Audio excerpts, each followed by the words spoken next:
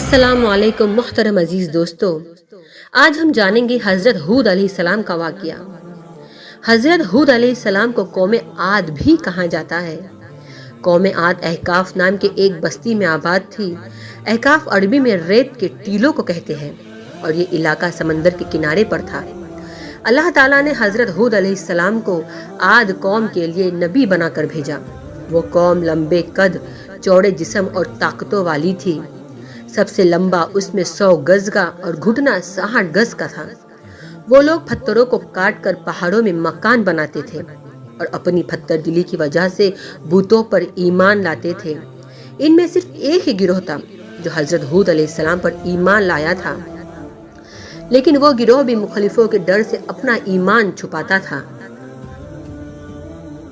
جب ہود علیہ السلام کی نصیحتیں حد سے زیادہ ہوئی، تب سب مخالفین تکلیف پہنچانے کے لیے تیار ہو گئے۔ مسلمانوں نے حضرت ہود علیہ السلام کو اس بات کی اطلاع کی تو حضرت ہود نے اللہ سے ان کے لیے بد دعا کی۔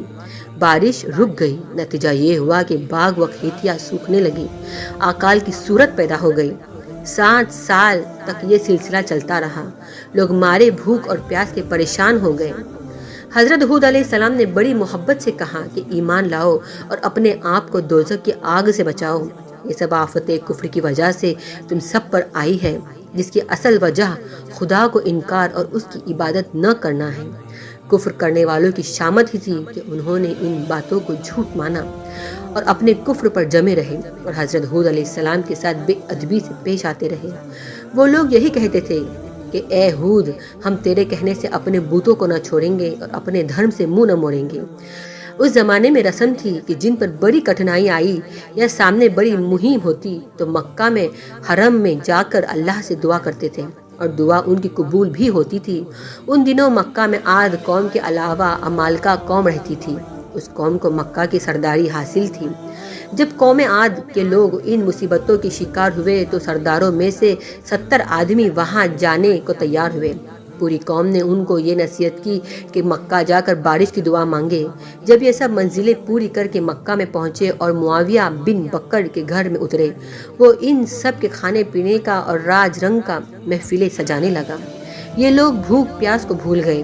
کہاں کی دعا اور کیسی نماز! وہ تو سننے لگے دن رات گانے بجانے۔ میزبان کو معلوم تھا کہ یہ لوگ دعا کرنے آئے ہیں، لیکن وہ ان لوگوں سے اسی لیے نہیں کہتے تھے کہ وہ کہیں گے کہ یہ بڑا کنجوس ہے، کھلانے پلانے سے کتراتا ہے، پھر اپنی قوم کو جا کر مجھے بدنام کریں گے۔ آخر اس نے ایک غزل بنائی اور گانے والیوں کو سکھا دیا۔ مضمون اس کا یہ تھا کہ تم اپنی قوم کی مصیبت سے غافل ہو رہے ہو اور بارش کی دعا مانگنے میں کوتاہی کر رہے ہو۔ اب ان گانے والیوں نے یہ غزل ان کو سنائی، ان کو اپنی قوم کی مصیبتیں یاد دلائی۔ پھر وہ لوگ ایک دوسرے کو ملامت کرنے لگے اور اپنی غفلت پر لعنت بھیجنے لگے۔ جب ہوش آیا تو پھر رات دن دعا مانگنا شروع کر دیا اور اپنی قربانیوں کو ذبح کرنے کا طریقہ استعمال کیا۔ مرشد بن میدان ان میں ایک شخص تھا جو چھپا ہوا مسلمان تھا۔ وہ حضرت ہود علیہ السلام پر پورا ایمان رکھتا تھا۔ وہ ان لوگوں سے بولا، جب تک حضرت ہود علیہ السلام پر ایمان نہیں لاؤ گے تو اپنا مقصد کبھی پورا نہ ہوگا۔ وہ لوگ سمجھ گئے کہ یہ آدمی مسلمان ہے۔ ایسا خیال آتے ہی ان لوگوں نے اس شخص کو الگ کر دیا اور اللہ کے دربار میں دعائی کی۔ اس مدت میں 3 ٹکڑے بادل کے، سفید، کالے اور لال پیدا ہوئے اور اس بادل میں سے یہ آواز آئی کہ ان میں سے ایک ٹکڑا اپنا لو اور اس کے بعد اللہ کے حکم کا انتظار کرو۔ لوگوں نے سفید اور لال بادل سے منہ موڑ لیا اور کالے بادل پر نگاہ جمائی کہ بارش برسائے گا۔ آواز آئی کہ تم نے کالی راکھ والا بادل اپنایا ہے، یہ تمہاری قوم کو نہیں چھوڑے گا اور پوری قوم کو راکھ برباد کر دے گا۔ نہ باپ بچے گا، نہ بیٹا، نہ جانور بچیں گے، نہ پرندے۔ اللہ تعالیٰ نے اس کالے بادل کو عاد پر روانہ کیا اور ہود علیہ السلام کے مخالفوں کو اس آسمانی بلا کا نشانہ بنایا۔ جب قوم والوں نے دیکھا کہ کالی بادلی آئی تو انہوں نے خوش ہو کر دھوم مچائی کہ اس سے ہماری امیدیں ہری ہوں گی اور ہماری تمنائیں پوری ہوں گی، لیکن یہ خیال ان کا صحیح نہیں تھا۔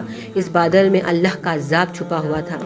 یہ دشمن حضرت ہود علیہ السلام کا مذاق اڑاتے تھے کہ اگر تو سچا ہے تو ہمیں اللہ کا عذاب دکھا۔ چنانچہ اللہ کا عذاب آ ہی گیا۔